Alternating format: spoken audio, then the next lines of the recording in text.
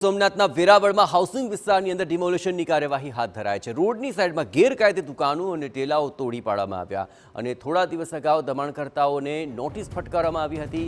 આખરી નોટિસ બાદ પણ દુકાનો ખાલી ન કરાતા આ કાર્યવાહી કરાઈ। વેરાવળ પાલિકા દ્વારા આ ડિમોલિશનની કામગીરી હાથ ધરવામાં આવી હતી।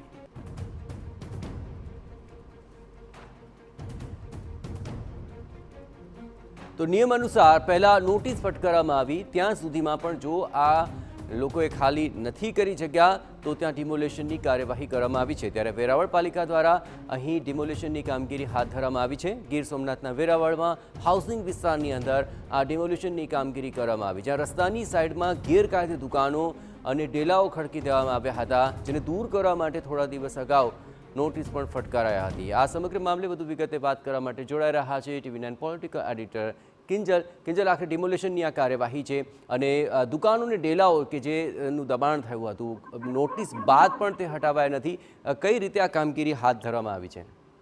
देखो વેરાવળની જે એક હાઉસિંગ સોસાયટી હતી તેની પર આજે તંત્રનું જે બુલડોઝર છે તે ફરી વળ્યું છે।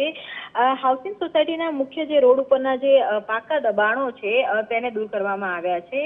સૌથી મહત્વની બાબત એ છે કે પોસ્ટ ઓફિસથી 80 ફૂટના જે રોડ હતા ત્યાં સુધીમાં દબાણો હતા તે કરી દેવામાં આવ્યા હતા અને તંત્ર દ્વારા અગાઉ પણ આ જે નોટિસો હતી તે આપવામાં આવી હતી અને જે દુકાનો છે તેને હટાવવાની નોટિસ હતી એ તંત્રે આપી હતી, પરંતુ હજુ સુધી કોઈ પણ પ્રકારે જે ગેરકાયદેસર દબાણો હતા તેને લઈ અને એક્શન લેવામાં નતા આવ્યા। એના કારણે આજે જે મુખ્ય દબાણો છે તે દૂર કરવામાં આવ્યા છે।